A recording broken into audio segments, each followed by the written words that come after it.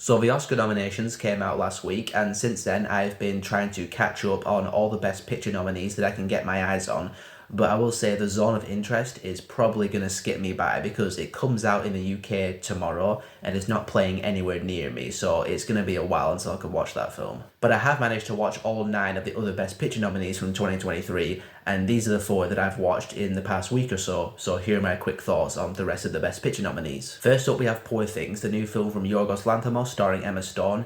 And yeah, this is a very strange, very bizarre, very wacky film, but I've got to commend this film for really just basking in its bizarreness and wearing its oddness and its strangeness with pride. And it kind of sets it apart from pretty much every other film that came out in 2023, because there was no film that came out last year that was remotely like this film tonally and stylistically. Emma Stone was remarkable as Bella Baxter. She just completely throws herself into this character in a lot of different ways, and she just sells the fact that she is this infant in a woman's body and she's discovering the world for the very first time.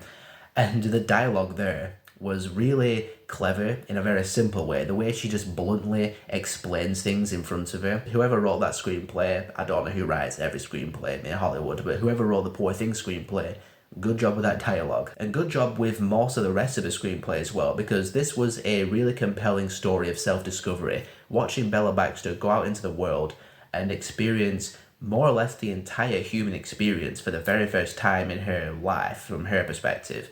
It was just really interesting to see. And I like how the world was a lot more exaggerated in terms of the designs and the wackiness to make it seem more amazing and awe-inspiring and strange to Bella. I thought that was a really nice choice. Watching Mark Ruffalo's character slowly lose his mind throughout the course of the film while spending time with Bella was quite hilarious as well. The film did feel a bit long-winded in the second half to me. I felt there were just parts of it that started to drag a bit, and I started to feel the runtime a little bit. I think 10 or 15 minutes off that runtime would have made the pacing a little bit better, but it was never like really boring. Emma Stone, her performance and the overall bizarre wackiness of the film definitely kept it interesting. Again, one of the most unique films of 2023, and I would say Yorgos Lanthimos' best film so far. Next up is The Holdovers. Now, at some point in the later part of 2022, I randomly watched The Descendants and Sideways for the first time and loved both films, and I was very eager to check out more Alexander Payne films.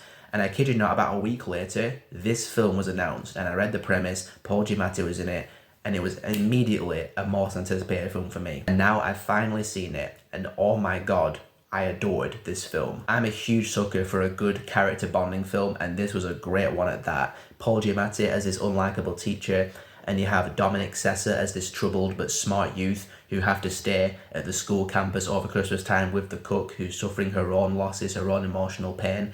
And watching them just kind of make this tight-knit family, they all grow and learn from the experience. Watching Paul Giamatti play this really strict, curmudgeon-y teacher and just loosen up and, you know, develop this bond with this kid was just really nice to see. And you start to learn why he is so curmudgeon-y and so strict in his profession. And at the beginning of the film, you understand why the students hate him, even though, I'll be honest, I loved him when he was just being the dick teacher and just doing these intellectual put-downs on the students.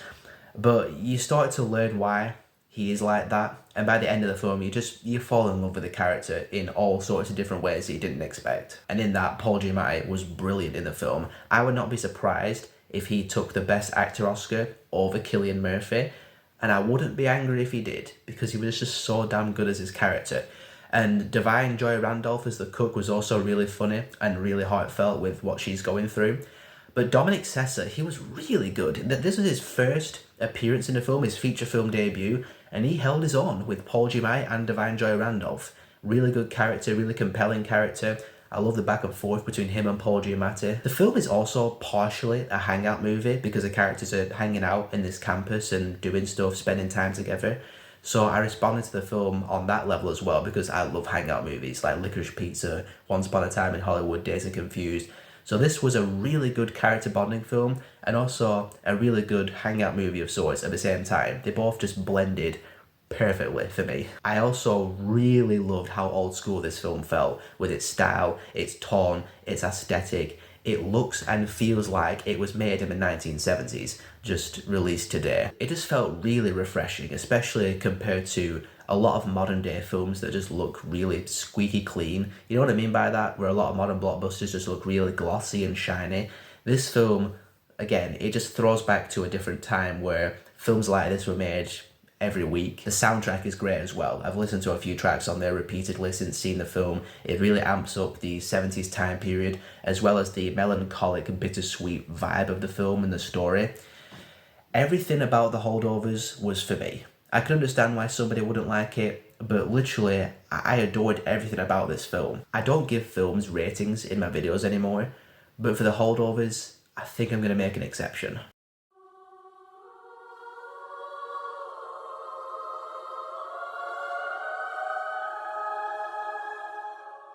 Next up is Anatomy of a Fall. I actually didn't know a lot about this film until I saw people putting it on their top 10 lists of 2023, and it subsequently got nominated for Best Picture. So I had to check it out at that point, and I'm very glad that I did because it is a very good film. I love a good courtroom drama, legal drama, and this was a bit of a unique one because it's both a legal drama but also a character study at the same time, because you have the prosecution and the defense giving their testimonies. And through their testimonies, you're uncovering more about the marriage and you start peeling back the layers of their characters. And it does a really good job of fleshing out both potential scenarios with the evidence that both sides are giving. You don't know which one's true. Did she kill him? Did he commit suicide? Did he just fall? It really could be either of them, considering how compelling each argument is from each side of the trial. I was glued to the screen for pretty much the entire runtime because it just held my attention. I wanted to know the answer. Did he kill himself? Did she kill him? Because you just really don't know. You want to know the answer. It draws you in like that. And that's what a great courtroom drama, a great legal drama should do. I also loved the very down-to-earth approach and style of the film. Very non-Hollywoodized at all. There's no grand, big moment in the courtroom. There's no, you can't handle the truth or anything like that. It's very believable. And that's what really drew me in as well, on top of the engaging story, the engrossing drama. Anatomy of a Fall was a smart, engrossing, engaging legal drama and character study at the same time. It ticked pretty much all the boxes for both of those genres, and like The Holdovers, just blended both of those types of films together for a really damn good film that I'm glad I watched. And last but can't least, American Fiction. This is another one like Anatomy of a Fall that I didn't know a lot about until I saw it make a bunch of Best of the Year lists and it was nominated for Best Picture. And I liked the sound of the premise as well. This black writer kind of selling out and writing a black novel to, you know, kind of stick it to the man, but it actually becomes stupidly successful.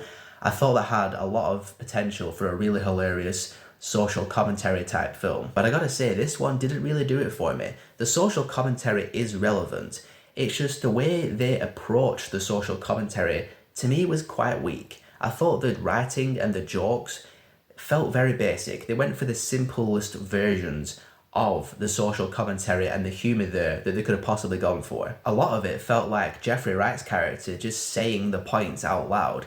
So I just prefer when a film can just find a better way to explore its messages in a more subtle, nuanced way. I suppose you could say that's the point of the film. It's supposed to be really directed in your face because that's what the character's doing. Jeffrey Wright is just writing this trash book and putting it in people's faces, but it's just going over their heads for what he's trying to do. But it just didn't really work for me. I also didn't find the film to be that funny either. There were a couple of times I chuckled for sure. There were a couple of good lines. And I also really liked the title that Jeffrey Wright's character gives the book. That was quite funny.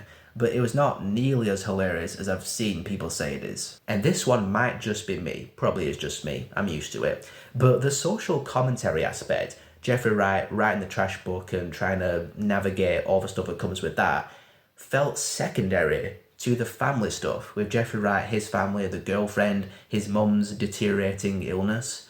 That felt like the main point of the film, and it just kind of felt a bit mundane to me. I just wasn't that invested in that part of the film. I wanted more of Jeffrey Wright trying to be this gangster on the run who's written this book that's a best-selling thing. I wanted more of that, and I wanted it to be a bit cleverer than it was and funnier than it was. So those are my thoughts on those 4 Best Picture nominees, and the top 10 best list of 2023 is starting to come together. I have one more film I want to watch before doing that list, So expect that video around mid-February for the 17 people that are going to watch that video. But yeah, thanks for watching as always, and let me know what you thought of these 4 films in the comments below, and I'll see you next time.